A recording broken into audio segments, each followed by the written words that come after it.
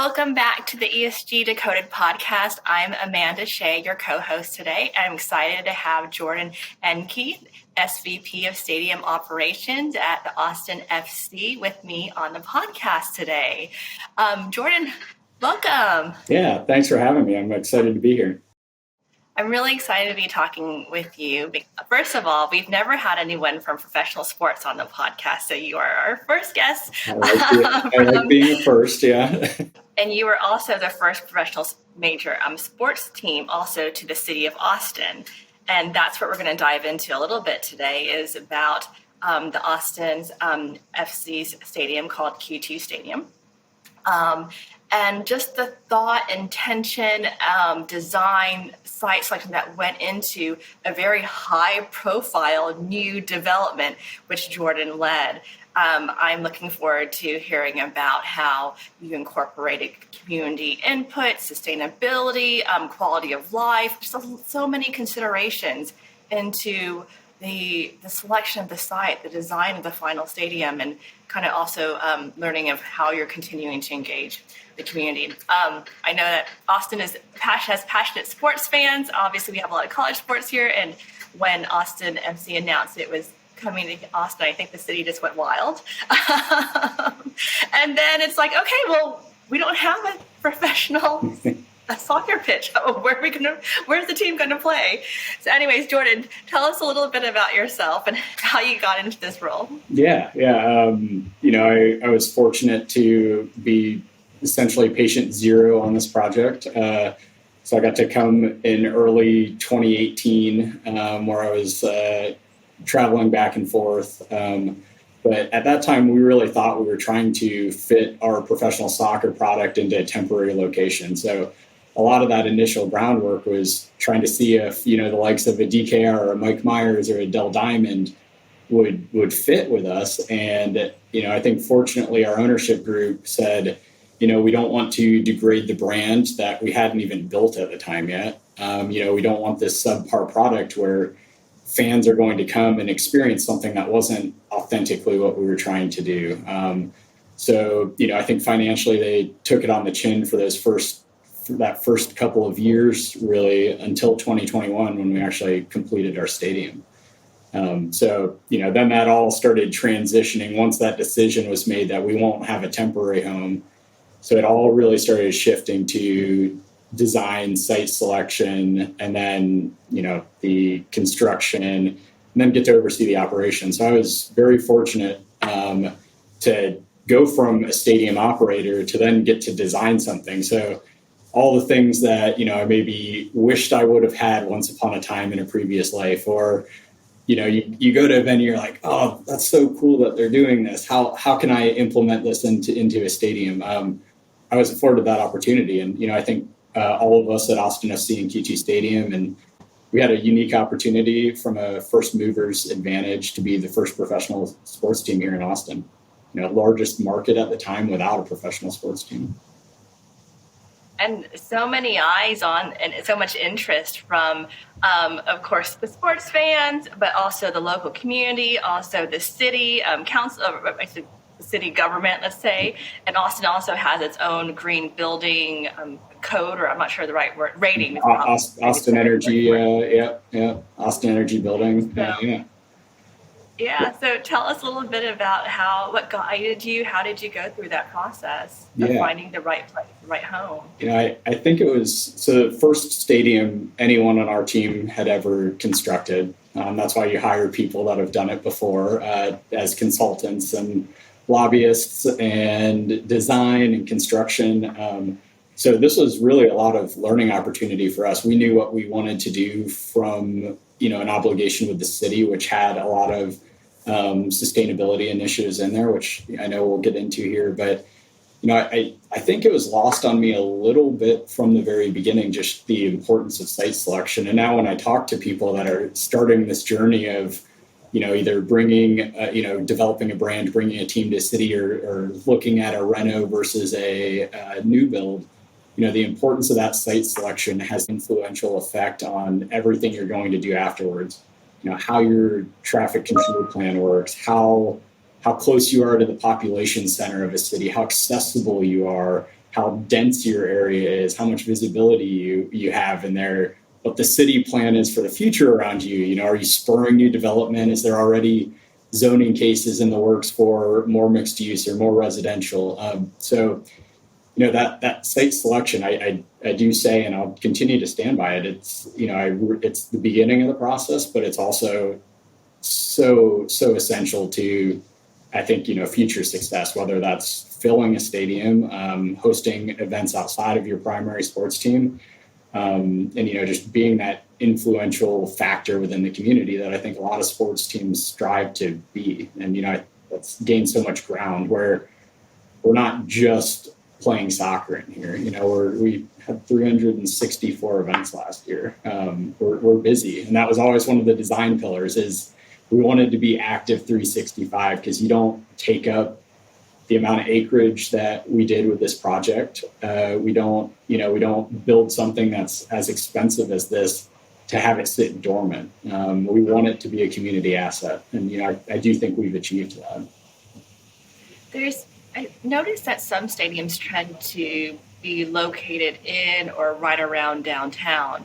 And Q2 Stadium chose a different, it's definitely outside the kind of core downtown. Tell me a little bit about what got you that decision, that this was the right site. Yeah, for all the Austinites listening to this, how big of a nightmare could that have been? You know, from a density, but there were some great sites proposed downtown. There are great sites all around Austin. And, you know, one of the major influential factors for this was this spur of development that we knew was happening up here. You've seen how the Domain, you know, massive mixed use residential area just across the street from us, you know, how that's really flourished, you know, how much residential is going in up there right now. And then we started doing the population study. So we found at the time of site selection, and things are ever changing in the city, but at the time of site selection, we were within 3 miles of the population density of all of Austin. And part of our brand ethos was inclusivity and being this connective tissue, a connective agent for all of Austin. And even in our badge, and I'm wearing a stadium insignia today versus the Austin FC. But if you look at it, we're two live oaks intertwined. And, you know, what that represents is this uniting factor, where the root system on the bottom, the 4 roots, are supposed to represent, you know, directionally Austin, so north, south, east, and west, and bringing everyone together. And, you know, Amanda, I think in one of our original conversations, you know, I said we did have this like very unique first movers advantage that you don't get in professional sports very often. But not everyone here, you know, is crazy about UT or went to UT or has a family member. You know, the burnt orange and white, as created as it is in the city and as influential as it is in the city, it doesn't mean a lot to, you know, the masses of folks that are moving to Austin daily. So we wanted to provide this again, a unifying stadium that, you know, can bring people together, but also this brand that everyone can, you know, relate to and grasp onto. So, you know, that was really a big part of the beginning of brand development and the ethos and the pillars that we wanted to stand behind. How did sustainability play into the site selection? Well, I'll go back to our logo being the 2 live oaks intertwined, you know, intentionally or unintentionally. And I will say, and you hit it right from the beginning, a lot of intentionality with design, a lot of intentionality with our grassroots initiatives. You know, the reason we, you know, picked Austin for a charter member in MLS, but sustainability is a forefront. When you create a badge that has two live oaks in it, you're almost forced upon it. And then being in a progressive thinking city like Austin, where, you know, we have LEED Platinum certified buildings, you know, all over the place. You know, the municipalities with new stadium construction, also just the influence that they're going to have. You know, we have to sign a lease as a sports team with the city for property, or, you know, we have to go through council to get approvals. You know, we need to do all of that. So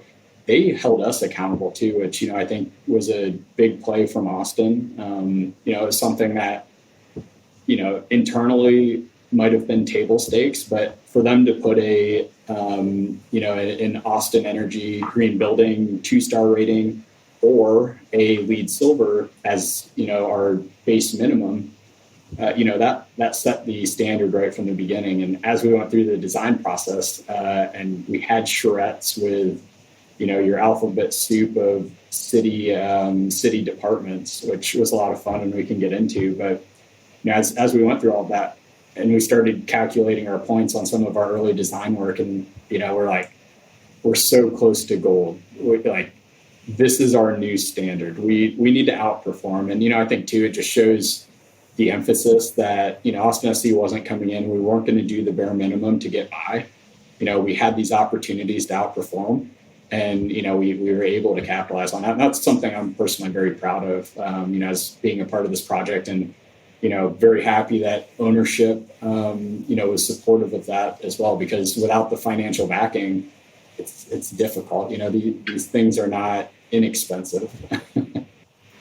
They are definitely, capital-intensive projects. Yes. I'd love to hear more about the charrettes that you held with the city community members, and how that maybe helped informed or changed, what your original thinking or design was, or site selection was. Yeah, of the thousands of meetings that you sit in for the design of a construction over the course of years, I do reflect back on, it was nearly a full day charrette with, it was led by the Austin Office of Sustainability.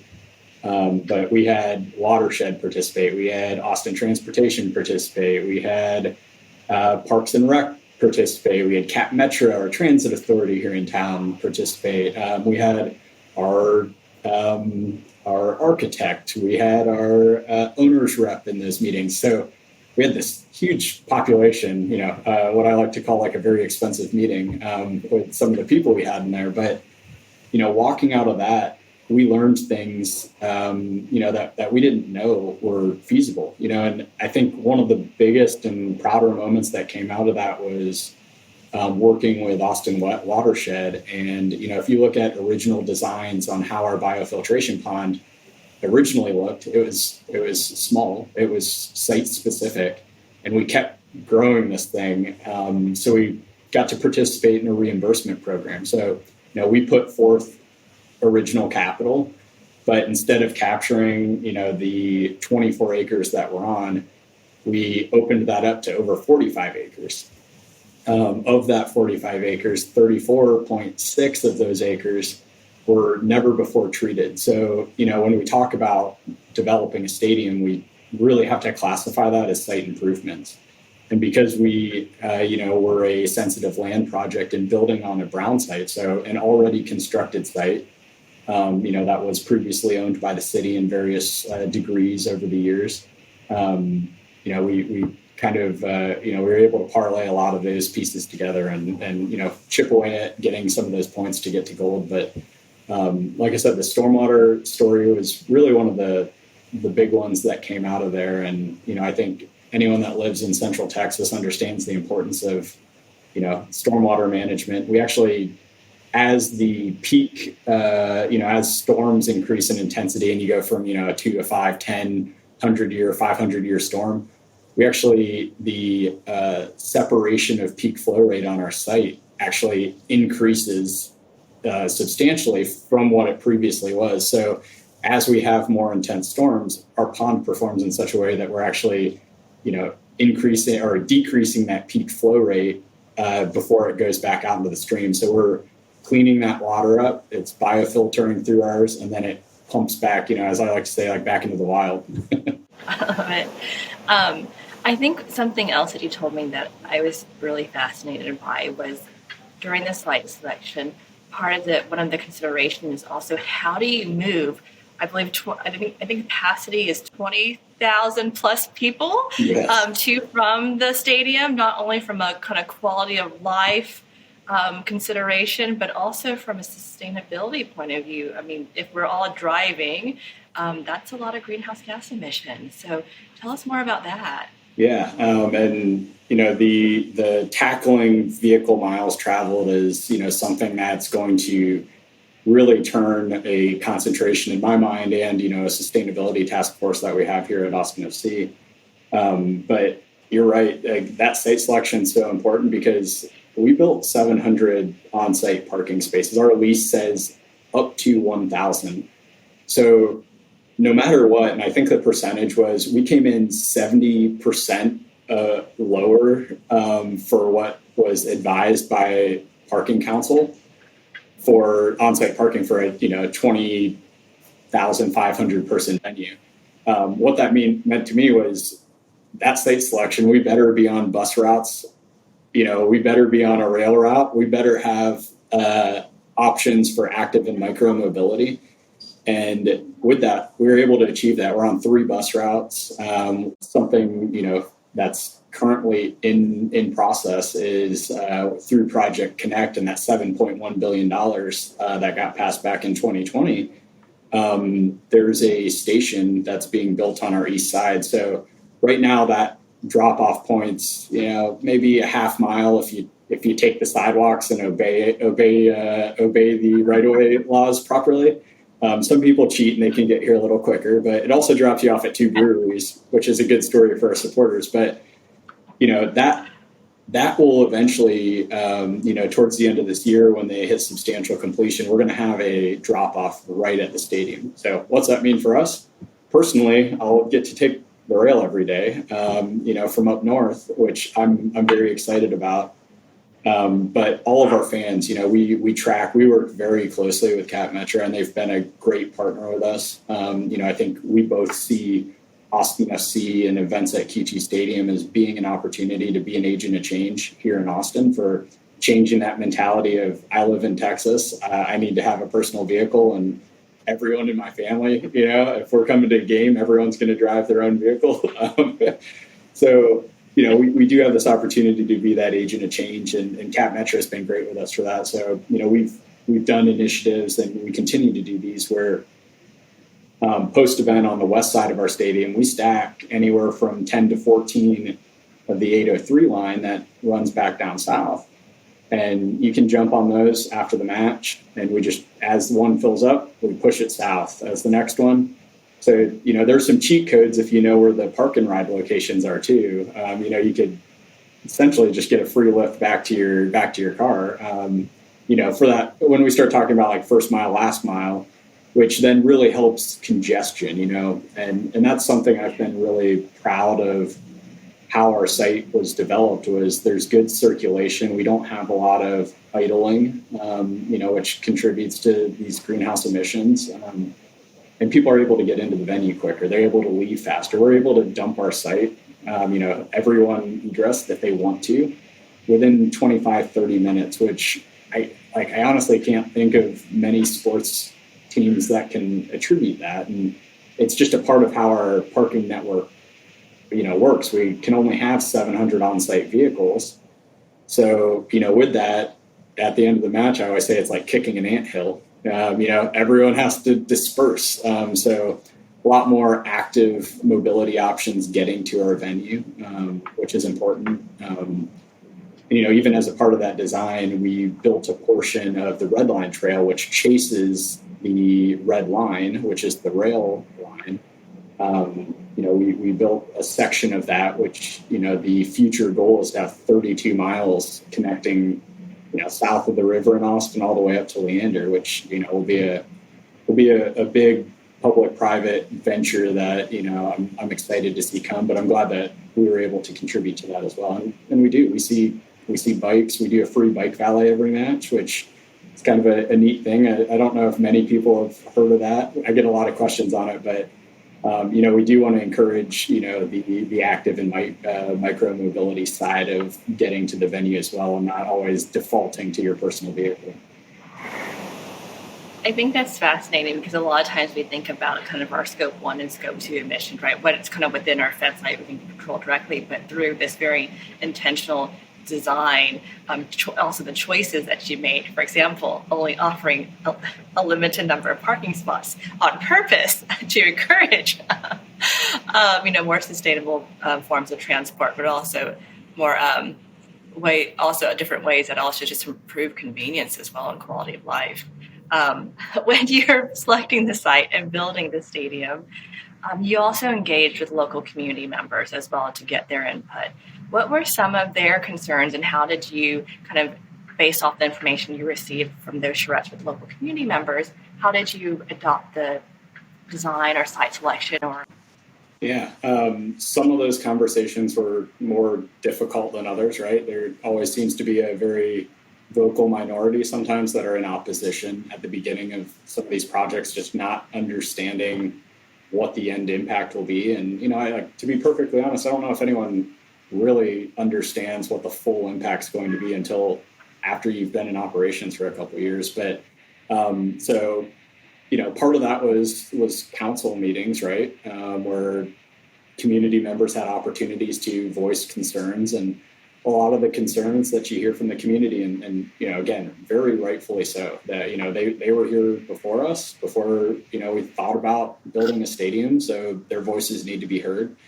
But, you hear things about more density in the area. You hear things about traffic concerns and carbon emissions, and how am I going to get to the grocery store on a Sunday if you have a game? It's real world impacts of things that, maybe stadiums aren't thinking of, but it's now creating a difficulty in someone's life. And, so there was litter and trash, just around. There was vandalism concerns. There was, sound escape from the stadium, right?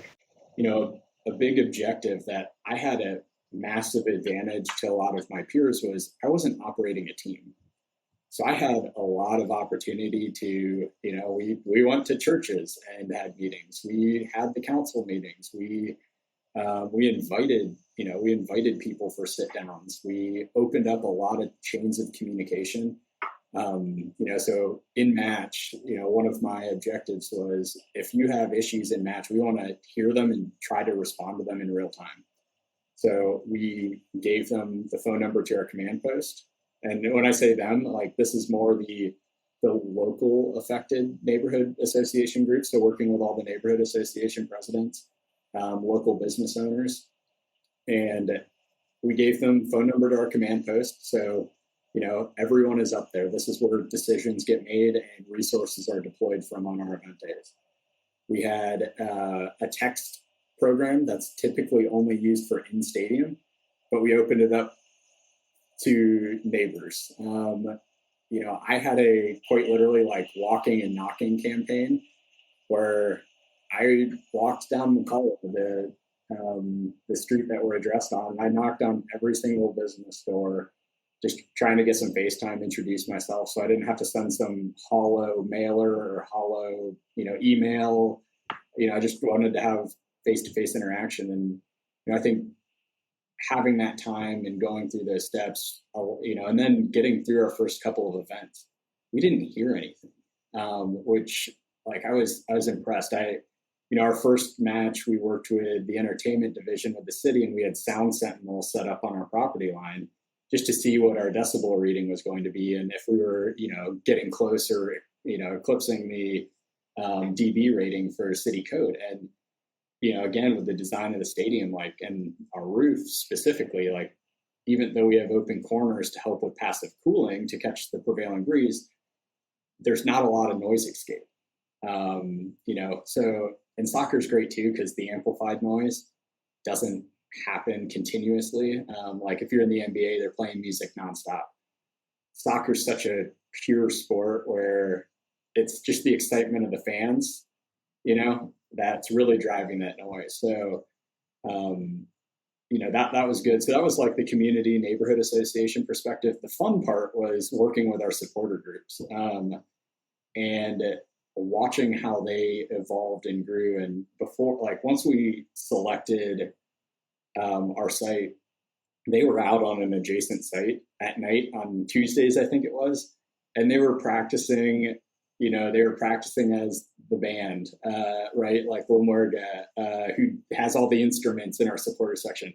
They got so amped up, they were painting TIFO. And if you don't know what TIFO, like TIFO and banners and things. So it was just amazing to see, there was the negative side, and you had to address it. You had to take it head on. But then there was this other side that was just overly passionate and dedicating so much time. And like, for me, I was like, gosh, this is amazing. Like we haven't even signed a player at this point, and they're so supportive and they're so energetic, and they want to be the best, just like we wanted to design the best stadium in the league. So like I said, there may be a positive and negative side to it. And at the end, I think we won over a lot of the skeptics, just through communications, through grassroots, and through just like listening activities, being present, being available. I know fan and community engagement is so important. Even after, now that you're active, the games are happening every week. How do you tell us about some highlights of how you're continuing to engage the community and get them involved and also get their feedback? Yeah. We've been fortunate, and everyone says, why didn't you build a bigger stadium? That's funny. That's the line now. Why didn't you build a bigger stadium? It's such a long wait list. Like demand's a good thing. But, part of that is, we have community benefits package. That's, again, a part of our lease with the city. So we have obligations on, financial donations to organizations. We have ticket donations for underserved members of the community or underserved groups of the community, and I think really through a lot of those community initiatives, that keeps us present when we're not playing. It keeps us present in the community's mind when we're in the off season. But everyone, and I said this from the beginning. Everyone always thinks it's like QT Stadium, Austin FC. They're synonymous with each other, but we had 364 events here last year. It was wild. And it's you don't have to be a season ticket member to experience QT Stadium. And that was always a part of it, is we wanted to align ourselves with the community, with the city, and become an asset for the community here in Austin. And, it's so we've brought Liga MX teams up here, quite a bit, and it makes sense with our proximity to the border, but we're able to have, maybe transplants from Monterrey or from Mexico City or something, see like their home clubs play here in Austin, where they thought, gosh, getting to Mexico City, that's, it's a short plane trip or a long drive, or, if you're in Monterrey, like you 3 or 4 hours in a car, because flying at that point probably doesn't make sense because it's 6 one, half dozen of the other. So we're able to afford these other opportunities with these different events, and all these different events have different price points. So there's lower barriers of entry. There's not this massive, daunting wait list maybe to get in because you're trying to see Austin FC. So, we do bring these other types of competitions, which is I always look at as community assets, or, just getting other people into our building so that they can experience and they get to see what was built here. We do concerts, we do rentals, we do tours, we you name it. But it is a very, very active building, and I've been very happy to see that. And it's because the community is so interested in it. I was thinking about, you mentioned that you're really proud of the stormwater systems that were built and designed into the site. What else are you proud of about the design? Yeah, one of the really cool, and I brought up just the passive cooling feature. I remember when we were telling Major League Soccer, our governing body that has to approve and charter us, we said, Austin's the city, right? We want to do this in Austin. It's the largest city in the U.S. without a professional sports franchise. They're always ranked in a top 3 for, World Cup viewing, men's and women's, which is, again, a great equity story there. But we're like, Austin's a soccer market, and then we knew that. The research said that. The fans said that. So, embracing that. But we told MLS Soccer, like, yeah, Central Texas. They're like, well, it's really hot there, right? Like, we have teams in Dallas and Houston. What are you going to do differently? What's going to have your stadium fill up to capacity where, you know, it's sometimes a challenge in the other Texas markets? And, you know, that's where it really site selection. So we're accessible, right? There's multiple modes of transportation to get here, but then it had to be comfortable. So we made investments. 30% of our stadium is a mesh seating product. So it's about 40 degrees lower than your standard plastic seat. You know, most clubs would look at only doing those in like a premium area. Our entire lower east section, which has the highest sun exposure on any given day, any time of year, is all mesh seats. They're also really comfortable. You know, I'm a fan, but you know, that was a big design element. A lot of people, if you ever hear me talk in the stadium, I always say north, and I say, don't pull out your compass, because we're not. Every time I point north, it's fake north. We're 22 degrees off of true north, and that's to capture the prevailing breeze. So we have open corners on our stadium. So just that passive cooling, we didn't close in the top. So the heat's allowed to billow up and dissipate out the sides, dissipate out the top. We didn't close in the roof. We have a natural grass playing field. Our roof, and you know, roofs are funny to measure because a lot of roofs with the ETFE now will like wrap around. So it's like, where's the roof start and the skin of the building actually start, or is it start and end? So we do have one of the largest roof canopies in Major League Soccer. So now we talk about the shade perspective. So 100% of our fixed seats at Q2 Stadium are all covered. So, you know, from an elements perspective, you're, you know, by and large protected. You know, wind blows sideways, rain comes down sideways, you know, so, but, you know, by and large, by the time we kick, 100% of seats, again, any time of year are covered. And, you know, we worked with that with regional broadcasts before the Apple TV deal came into effect this year. You know, this is how granular we got. We told the league a lot of start times were always 7:30. And we told the league, we're doing 8 o'clock. You know, Austin traffic is not on our side if we have a Wednesday match. So, you know, instead of being additive to what's already a very complicated issue, we said, if we do 8:30, we open our gates 90 minutes early at 6:30, this is going to allow some time for that traffic to dissipate. People can go home, they can, you know, get their gear on, get their Verde and Black on, come to the stadium and have, you know, less impacts with traffic. And also, you know, there was the climate side of it. So we wanted to wait for the sun to come down a little bit more.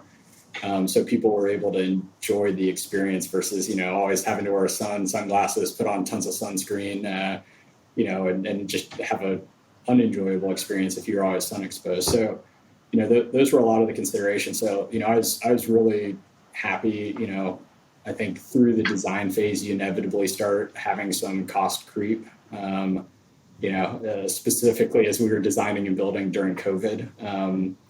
You know, there were so many unknowns. We didn't know lead times. Because of some lead times, things got more expensive. So, you know, we kept going through some value engineering exercises throughout this project. And, you know, we maintained a commitment to sustainability. We maintained the commitment to fan experience and fan comfort. And, you know, that was ownership directive from the beginning. You know, we're not going to sacrifice any of those three categories. And we really didn't. You know, we were able to achieve LEED Gold certification.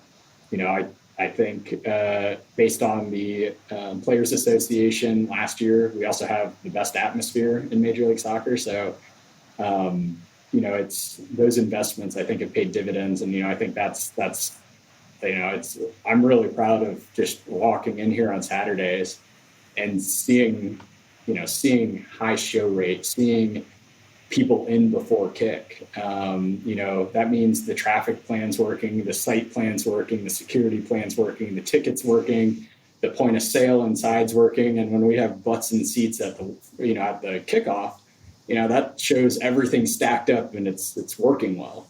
So, you know, I'm really proud of, you know, a massive team effort, but really proud of, you know, from the design and then how we were able to carry that in through operations and really engage with the fans on it.